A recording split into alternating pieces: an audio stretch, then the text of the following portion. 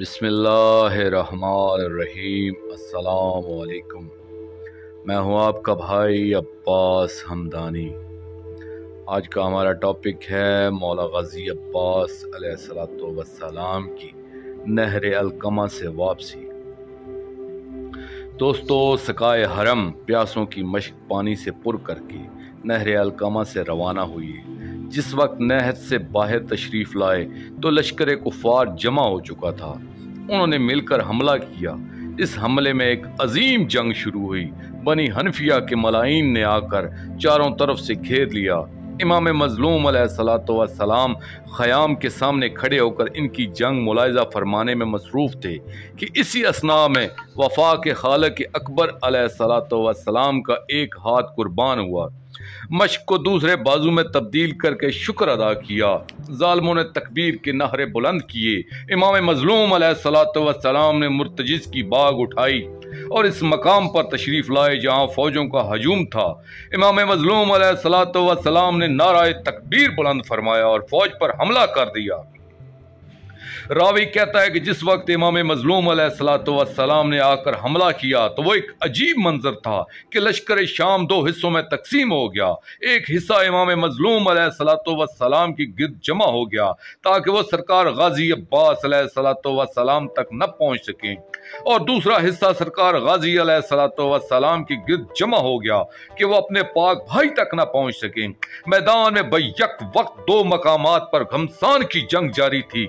جنگ کی کیفیت یہ تھی کہ ایک طرف امام مظلوم علیہ السلام نعرہ تکبیر بلند کرتے تھے۔ اس آواز کو سن کر سرکار غازی پاک علیہ السلام اس سمت حملہ کرتے تھے تاکہ اپنے آقا تک پہنچ جائیں۔ پھر وہ نعرہ تکبیر بلند کرتے تھے جس سے سن کر امام مظلوم علیہ السلام اپنے حملے کا رخ متعین فرماتے تھے۔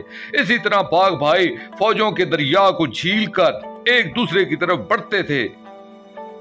جس وقت کردگار وفا علیہ السلام کا دوسرا ہاتھ قربان ہوا تو پھر بھی وہ کوشش کرتے رہے کہ ہم کسی طرح اپنے آقا تک پہنچ جائیں۔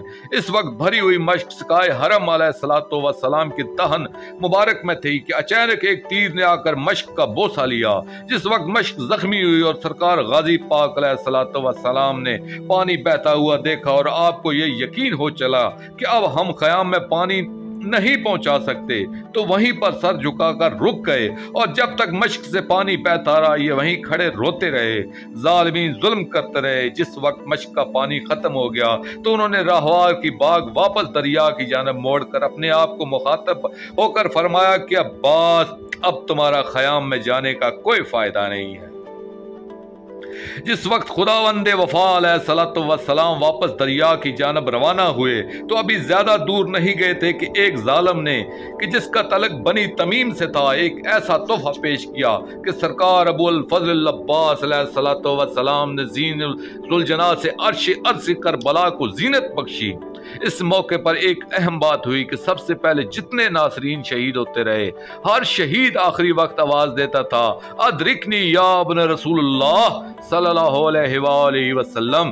مگر جس وقت سرکار غازی پاک علیہ السلام نے زین چھوڑی تو انہوں نے ادرکنی نہیں فرمایا بلکہ انہوں نے فرمایا کہ السلام علیکہ یا ابا عبداللہ علیہ السلام، میرے آقا غلام کا آخری سلام قبول ہو۔ جس وقت امام مظلوم علیہ السلام نے اپنے علمدار بھائی کی یہ آواز سنی تو بلا تاخیر اسی سمت روانہ ہوئے کہ جس سمت سے آواز آئی تھی، مگر فوج اشقیاء کا اتنا ہجوم تھا کہ راستہ ملنا دشوار تھا، کیونکہ ابھی تک کچھ ظالمین وفا کے خالق علیہ السلام پر ظلم کی حسرت مٹانے میں مصروف تھے۔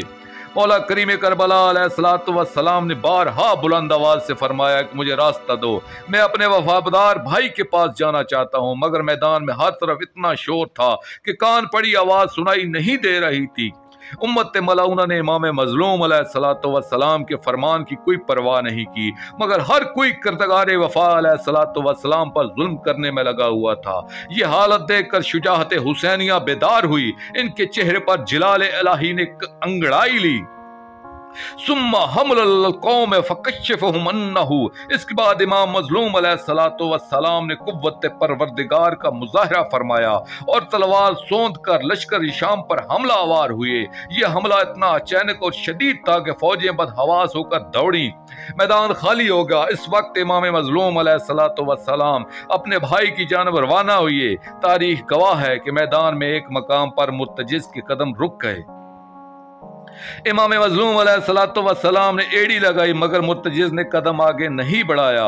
इमाम मजलूम अलैहिस्सलातु वस्सलाम ने मुर्तजिज से मुखातब होकर फरमाया, क्या हमें मालूम है कि तू भी 3 दिन का प्यासा है, क्या अब थक गया है? मुर्तजिज ने अर्ज की, या सैयदी अमा तंजरल अर्ज, मेरे आका जमीन की तरफ निगाह फरमाए। इमाम मजलूम अलैहिस्सलातु वस्सलाम ने जब जमीन की तरफ निगाह फरमाई तो वहां शहंशाह वफा अलैहिस्सलातु वस्सलाम का खून आलूदा कलम शुदा पाक बाजू नजर आया, जो सरकार के जुल्जना के सुमों को मस करने की कोशिश में मसरूफ था।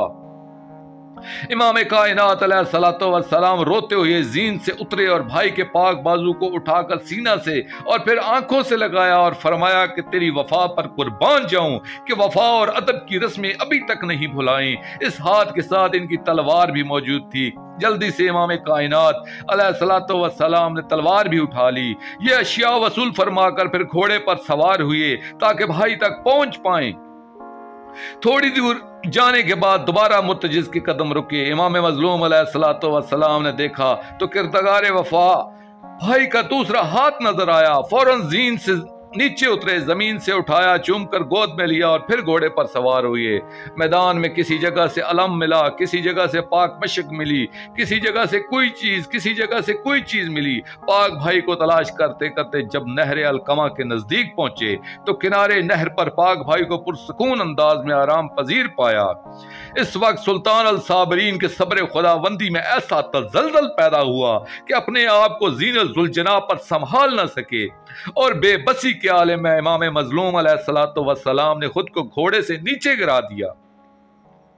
हमीद बिन मुस्लिम से रवायत है कि जिस वक्त इमाम मजलूम अलैहिस्सलातु वस्सलाम पाक भाई को तलाश करने में मसरूफ थे तो मैं इनसे कुछ दूर रहकर इनके पीछे पीछे इस गर्ज से चलता आ रहा था कि भाई को देखकर इन पर क्या असरात मुरतब होते हैं। ये कहता है कि जिस वक्त इमाम कायनात अलैहिस्सलातु वस्सलाम की निगाह सरकार गाजी अलैहिस्सलातु वस्सलाम पर पड़ी तो उन्होंने खुद को घोड़े से नीचे गिरा दिया। लाश काफ़ी नशीब में थी मगर इमाम मजलूम अलैहिस्सलातु वस्सलाम ने इसके करीब जाने के बजाय कुछ दूर बैठकर गरिया फरमाना शुरू किया। इस वक्त आप अपनी आस्तीन के साथ आंसू साफ करते, फिर बार बार अपनी आगोश की तरफ झुक कर देखते, फिर रोना शुरू कर देते थे। हमीद कहता है मैं ये देख कर इनके करीब गया और अर्ज किया, आका आपकी झोली में क्या चीज़ है कि जिस पर निगाह फरमाते हैं और फिर गिरिया फरमाना शुरू कर देते हैं। इमाम मजलूम अलैहिस्सलातु वस्सलाम ने अबा के दामन को हटाया तो इसमें सरकार गाजी पाक अलैहिस्सलातु वस्सलाम के दस्त बाजू मौजूद थे। मुझे वो हाथ दिखाकर फरमाया कि हमीद देखो ये मेरे वफादार भाई के वो हाथ हैं कि जिन पर तमाम आले नबी को नाज था, मान था। इन्हीं हाथों ने हमेशा हमें दुखों से महफूज रखा है और इनकी पाक बहनें हमेशा इन्हीं हाथों पर नाज़ां रहती थीं। मैं अब ये सोच रहा हूँ कि किस तरह ये हाथ उठाकर ख़याम मैं इनकी बहनों को दिखाऊंगा और क्या वो ये कलमशुदा हाथ देखकर बर्दाश्त भी कर सकेंगी या नहीं। जिस भाई के सहारे और आसरे पर मेरे पर्दा दारों ने मदीना से करबला तक सफ़र किया है वो भाई की ये कैफियत देखकर शायद जिंदा ना रह सकें। इसके बाद मज़लूम कायनात अलैहिस्सलातु वस्सलाम ने बुलंद आवाज़ से बैन करके रोना शुरू किया।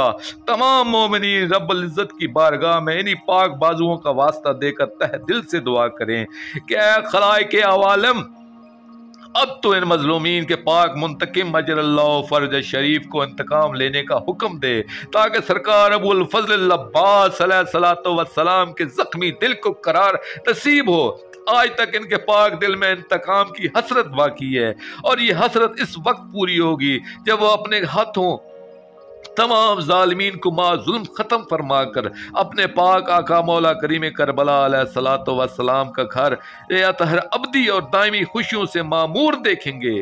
खुदा करे कि वो नेक साहत चश्मे ज़दन से पहले ज़हूर पजीर हो।